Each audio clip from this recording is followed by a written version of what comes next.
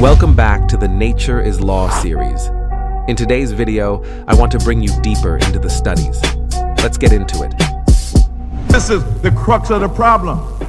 You're reading How to Eat to Live. You know the right foods to eat, and you go and you select what you think are the right foods. But the enemy has already understood that you're trying to take away with the messenger, that you're trying to get yourself together, that you're trying to make yourself natural and whole and original again. And so he's already doctored up the food chain so that when you buy what you think are the right foods, the vitamins and the proteins and the other ingredients that really make it a whole food and a beneficial food have already been robbed from it. And so therefore you end up being deficient yourself.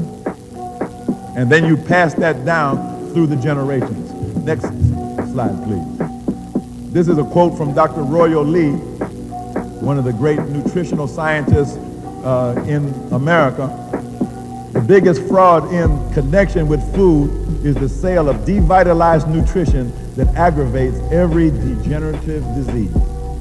This is from the videotape that we didn't have a time to see, but I'll just go through it very quickly. Dr. Pottenger was a doctor that worked in the 30s and the 40s. He did a series of experiments with cats, 900 cats over about a 10-year period of time. And what he did, he compared cats who were fed a raw meat diet and a raw milk diet with other cats that were fed pasteurized milk, condensed milk, evaporated milk, and cooked meat. And what he noticed in the first generation of those cats, that they had decreased coordination. You know the old expression that a cat always lands on his feet? Not on this diet. Decreased activity. They became lazy, very inactive. All they wanted to do was sleep.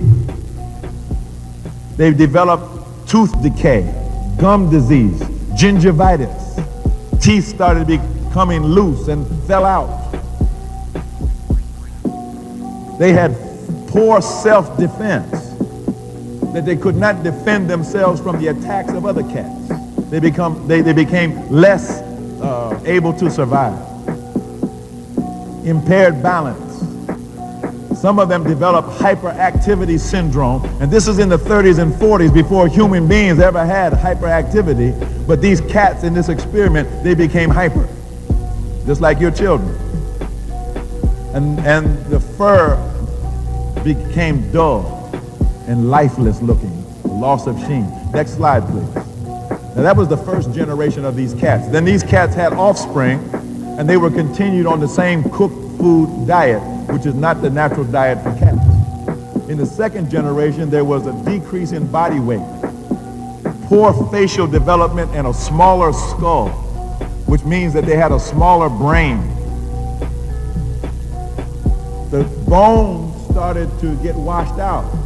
So the calcium content went down from 17%, which is normal in cats, down to about 10%, and reversed sexual characteristics. This means that female cats started looking like male cats, and male cats started looking like female cats, and they developed sexual perversities. So they began to see cats who were homosexual just from the diet. And the reproduction capacity started to decline. Next slide, please. By the third generation, there were severe developmental defects, cleft palates, all kinds of sinus problems, nasal problems, skull problems, a lack of development of vital structures. The skull became very flat. The cats became less intelligent. The bone calcium now has dropped down to 3%, started at 17%. Now these cats had bones that were so weak that they fractured everything. Fractured spines, fractured limbs. Now that's all I am going to show from that video. Your TikTok brain is probably already half asleep.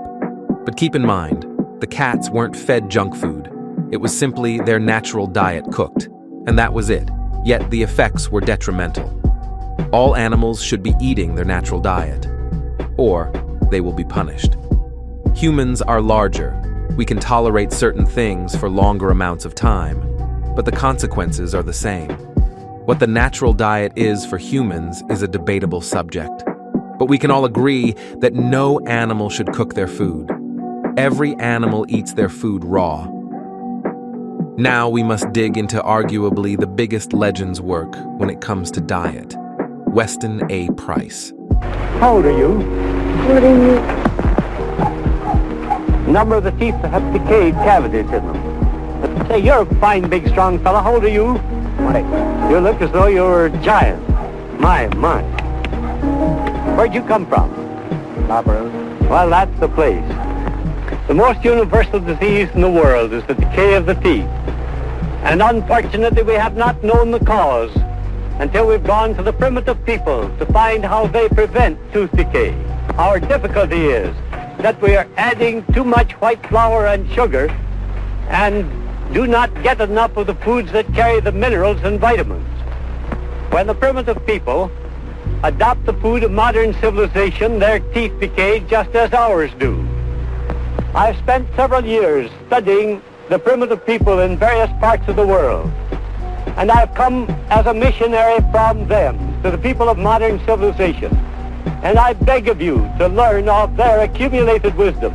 And if you do, you too can have strong, healthy bodies without so much disease as we suffer from these days. Go and have a little look at some pictures. So on the left-hand side here, you see children, and these are Caucasian children who live on a traditional diet, and you notice the excellent quality of their teeth and their skin and so on. On the right are children who are born wherein their parents have already been on a Western diet. Now he will go, Weston Price talks about this, he talks about how he measured them and so on. And the first thing that you can see here is the degeneration of the teeth and the jawline, and we're going to talk about that later. But it's not only that. So these are Caucasian children. He then does this. He goes to Alaskan Eskimo, now not in this order. He also has some Alaskan Eskimo pictures. Now let's look at what it says in the tagline and the bottom comment on the left-hand side. First of all, you see these are traditional Eskimos on the left-hand side. Look at it says typical native Alaskan Eskimos. Note the broad faces and broad arches and no dental caries, tooth decay. Upper left woman has a broken lower tooth. She has had 26 children with no tooth decay. 26 children with no tooth decay. All right, she's a broken lower tooth, and but you can just see the strong faces, the great smiles, the wonderful teeth. On the right, look at what his comment says here. When the primitive Alaskan Eskimos obtain the white man's foods, dental caries become active. Pyorrhea also often becomes severe. In many districts, dental service cannot be obtained and suffering is acute and prolonged. Their heads. Exceedingly few teeth have been attacked by dental caries while on their native foods. And you look at those people look healthy. Look at those wonderful dental arches and strong features. Now come to the right. Wherever the Africans have adopted, a spelling mistake there, the foods of modern commerce, dental caries was active, thus destroying large numbers of teeth and causing great suffering. The cases shown here are typical of workers on plantations which largely use imported foods. So what did Dr. Price find? And he found that all over the world, cultures that he visited, including Australian Aborigines and Polynesian people, South Americans, North Americans, Europeans, that he found a consistent thing going on, a consistent theme. While they ate their traditional diet, which was very largely quite simple, meat, lots of animal fat, unpasteurized milk, and very, very few fruits and grains and so on, you saw these healthy dental arches, these healthy bones.